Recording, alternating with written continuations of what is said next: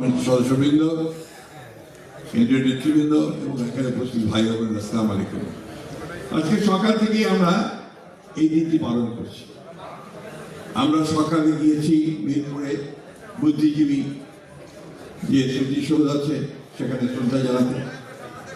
এরপরে আমরা মুক্তিযোদ্ধা দলের অনুষ্ঠানে গেছি, সেখানে আলোচনা করেছি।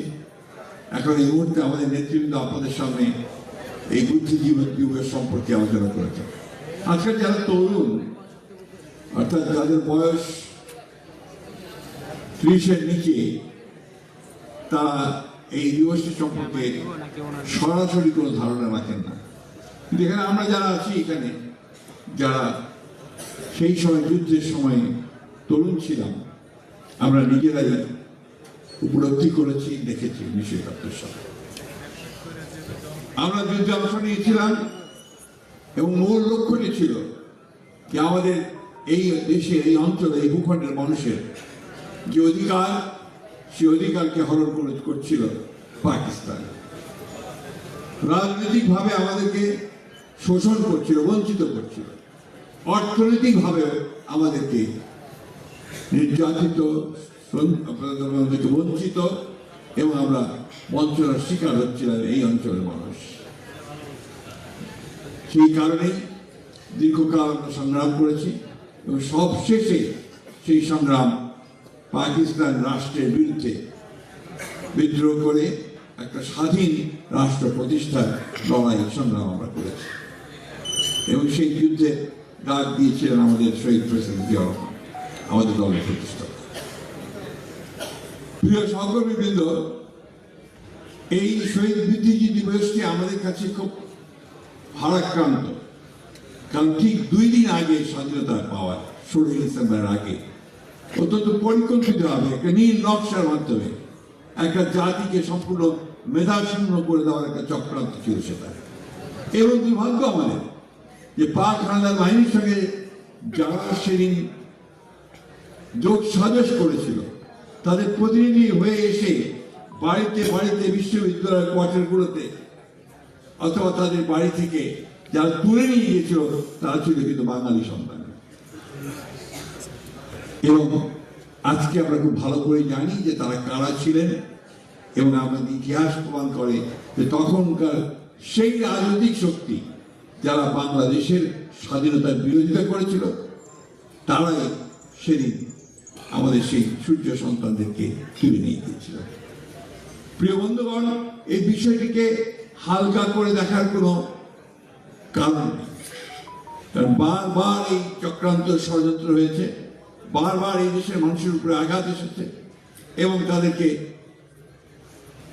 যেন তারা মেধার ভিত্তিতে জেগে উঠতে না পারে, যেন তারা জ্ঞানে বিজ্ঞানে উপরে উঠতে না পারে, শিক্ষায় দীক্ষায় জাতিকে সামনের দিকে এগিয়ে নিতে না পারে, সেই চেষ্টাটা তখন করা হয়েছে। এবং দুর্ভাগ্যক্রমে বিগত 15-16 বছরে আওয়ামী শাসন আমলে একই ঘটনা ঘটেছে ভিন্ন অঙ্গিকে। আমাদের শিক্ষা ব্যবস্থা অত্যন্ত দুর্বল হয়ে গেছে, আমাদের স্বাস্থ্য ব্যবস্থা দুর্বল হয়েছে, এইগুলো আমরা আমাদের অর্থনৈতিক ব্যবস্থাকে পর্যদস্ত করে তোলা হয়েছে। আমরা সবসময় এই চক্রান্ত, ষড়যন্ত্র আমাদের এই জাতির বিরুদ্ধে আমরা দেখছি। কিন্তু আমি একটা কথা আমার সবসময় মনে হয় যে এই জাতির মধ্যে একটা ইনহেরেন্ট একটা স্ট্রেংথ আছে, একটা শক্তি আছে, অন্তর্নিহিত শক্তি। যে শক্তি হচ্ছে জেগে ওঠার শক্তি। শত অত্যাচার, নির্যাতন, নিপীড়ন, হত্যা, যুদ্ধ কোনো কিছু জাতিকে কিন্তু দাবিয়ে রাখতে পারে না, তাকে বসে রাখতে পারে। আজকে তার প্রমাণ আমরা দিয়েছি যে বিগত 54 বছরে বারবার আমাদের গণতন্ত্রকে ধ্বংস করা হয়েছে, বারবার আমাদের সম্ভাবনাকে ধ্বংস করা হয়েছে। তারপরেও এই জাতি তার জনগণের মধ্য দিয়ে, তার তরুণদেরকে, যুবকদেরকে সঙ্গে নিয়ে জনগণ বারবার রুখে দাঁড়িয়েছে এবং জয়লাভ করেছে। আমি সেই জন্যই কখনোই আশা হারাই না, আমি নিরাশাবাদী হতে পারি না, আমি সবসময় তো আশাবাদী। আজকে একটা এত বড় একটা আফসার হয়েছে, একটা ছাত্র জনতার উত্থান হয়েছে।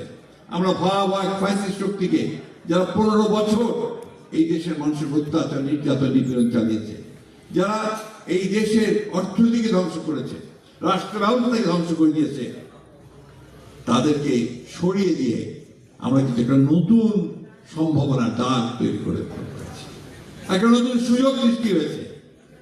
আমরা জানি যে এর মধ্যে অনেক সমস্যা হচ্ছে, যা অন্তর্বর্তীকালীন সরকার আছেন তাদের অভিজ্ঞতার অভাব বিভিন্ন কারণে ঠিক যেভাবে আমরা আশা করেছিলাম সেইভাবে কিন্তু পারা যায় নাই, কিন্তু আমরা অনেকগুলো কাজও হয়েছে।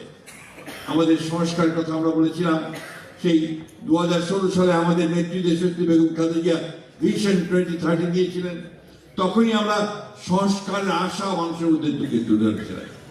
ঠিক একইভাবে 2023 সালে আমরা যারা ফ্যাসিস্টদের বিরুদ্ধে লড়াই সংগ্রাম করছিলাম, তারা সবাই একসাথে হয়ে আমরা 31 দফা কর্মসূচি দিয়েছিলাম। আমাদের নেতা যারা তারেক রহমান সেই 31 দফা কর্মসূচিকে জনগণের কাছে পৌঁছে দেওয়ার জন্য নির্দেশ দিয়েছিলেন, আমরা সেগুলো নিয়ে পৌঁছে দেওয়ার চেষ্টা করেছি। এবং তারই ফলশ্রুতিতে যখন এই পরিবর্তন এসেছে, এখন আমরা মানুষের কাছে গিয়ে নতুন করে একটা বাংলাদেশ গড়ে তোলবার জন্য আমরা কাজ করছি। বন্ধুগণ, আমি আশাবাদী এই কারণে যে আজকে যতই চক্রান্ত হোক, ষড়যন্ত্র হোক, কিন্তু সেই চক্রান্ত ষড়যন্ত্রকে ভেঙে ফেলে নস্যাৎ করে দিয়ে সামনে এগিয়ে যাওয়ার সাহস এই বাংলাদেশের মানুষের রয়েছে। এবং এর মধ্যে সবচেয়ে বড় ভূমিকা পালন করছে বাংলাদেশ জাতীয়তাবাদী দল। আমরা 15-16 বছর লড়াই করেছি, আমাদের 60 লক্ষ মানুষের বিরুদ্ধে মিথ্যা মামলা হয়েছে, 20,000 নেতা কর্মীকে হত্যা করা হয়েছে, ইলিয়াস আলী সহ 1700 আমাদের নেতা কর্মীকে গুম করে দেওয়া হয়েছে। তারপরে আমাদেরকে কিন্তু পরাজিত করতে পারেনি, আমাদেরকে দমন করতে পারেনি বলতে পারে। আর সেই জন্যই আজকে এই নতুন সম্ভাবনা দেখা দিয়েছে। আজকে নির্বাচন যখন তফসিল ঘোষণা হলো, তখনই আপনার হত্যা করার চেষ্টা করা হলো হাদিকে, একজন সৈনিক যে এই ফ্যাসিস্টদের বিরুদ্ধে রুখে দাঁড়িয়েছিল, সেই সৈনিককে একটা ভয় আবার শুরু করতে চেয়েছে, যে ভয় 15 বছর আওয়ামী লীগ দেখিয়েছে, ভয় দেখিয়ে নিয়ে শাসন করার চেষ্টা করেছে, ত্রাস সৃষ্টি করেছে, আবার সেই ভয় দেখিয়ে সে এইসব আমাদের গণতন্ত্রের যে সৈনিক তাদেরকে তারা ভয় দেখিয়ে স্তব্ধ করে দিতে চায়। কিন্তু ইতিহাস বলে যে সেই ভয়ে বিএনপি কখনো দমে যায় না, যায়? আমরা কি দমে যাব? বন্ধুগণ, আজকে সমস্ত চক্রান্তকে, সমস্ত ষড়যন্ত্রকে নস্যাৎ করে দিয়ে এই যে যুদ্ধ আমরা নতুন শুরু করেছি, এই যে সংগ্রাম শুরু করেছি, যে নির্বাচনের মধ্য দিয়ে আমরা আমাদের যে স্বপ্ন, তারেক রহমান সাহেবের যে স্বপ্ন, আমাদের নেত্রী বেগম খালেদা জিয়ার যে স্বপ্ন, আমাদের প্রতিষ্ঠাতা শহীদ জিয়ার আমাদের স্বপ্ন, সত্যিকার অর্থেই একটি সুখী সমৃদ্ধ গণতান্ত্রিক বাংলাদেশ গড়ে তুলবার সেই স্বপ্নকে আমরা অবশ্যই বাস্তবায়িত করবো ইনশাআল্লাহ। সেই শপথ আমরা নিয়েছি। আমরা সেই শোককে শক্তিতে রূপান্তরিত করে আমরা অবশ্যই জয় করব, আমরা তাদেরকে পরাজিত করব যারা আজকে এই সমস্ত ষড়যন্ত্র করছে। আমি বক্তব্য দীর্ঘ করবো না, আপনাদের কিছু আহ্বান জানাতে চাই। চতুর্দিকে ষড়যন্ত্র হবে, চক্রান্ত হবে, তার মধ্যে মাথা উঁচু করে দাঁড়িয়ে থাকবে বিএনপি এবং সে জয় লাভ করবেই ইনশাআল্লাহ, সেই বিশ্বাস আমাদের সকল। বিএনপি একটা লিবারেল ডেমোক্রেটিক পার্টি, একটা উদারপন্থী গণতান্ত্রিক দল। আমরা গণতন্ত্রে বিশ্বাস করি, গণতন্ত্র প্রতিষ্ঠা করতে চাই। আমরা জানি 1971 সালে কারা, কোন রাজনৈতিক শক্তি সেদিন আমাদের এই বুদ্ধিজীবীদেরকে হত্যা করেছিল। আমরা জানি কারা 1947 সালে পাকিস্তান আন্দোলনের বিরোধিতা করেছিল, যেটা ছিল ভারতবর্ষের মুসলমানদের একটা জেগে ওঠার জন্য, তাদেরকে তাদের আত্মনির্ভরশীলতার জন্য যে রাষ্ট্র তারা চেয়েছিল সেটা নির্মাণের জন্য। আমরা এও জানি আজকে আবার কারা নতুন করে এই নির্বাচনের সময় এই ষড়যন্ত্র করে নির্বাচনকে নস্যাৎ করতে চায়। আমরা তাদেরকে চিনি। বন্ধুগণ, আজকে সবসময় মনে রাখতে হবে, পরাজিত ফ্যাসিস্ট শক্তি আজকে চেষ্টা করছে এই দেশে নির্বাচনকে বানচাল করবার। আরেকটি শক্তি তারা চেষ্টা করছে ধর্মকে ব্যবহার করে এই দেশে আবার মানুষের মধ্যে বিভাজন সৃষ্টি করবার। আমরা যে পথে আছি সেই পথই হচ্ছে সঠিক পথ। আমরা উদার গণতান্ত্রিক পথে সামনের দিকে এগিয়ে যাব, গণতন্ত্রকে প্রতিষ্ঠা করব। এই দেশে আমাদের নেতা তারেক রহমান সাহেব যিনি আমাদেরকে নতুন কর্মসূচি দিয়েছেন, সেই কর্মসূচির সামনে নিয়ে আমরা কৃষকদের মধ্যে, শ্রমিকদের মধ্যে, সাধারণ মানুষের মধ্যে আমরা সেইভাবে চলে যাবো এবং তাদের যে উন্নয়ন, সেই উন্নয়নের জন্য আমরা অবশ্যই কাজ করে সফল হবে বলে আমরা বিশ্বাস করি। আমাদের নেতা আসছেন 25 তারিখে, ঠিক না? কবে আসছেন? সেই দিন ঢাকা শহর কাঁপবে তো? অবশ্যই ইনশাল্লাহ। সবার আগে আসসালামু আলাইকুম।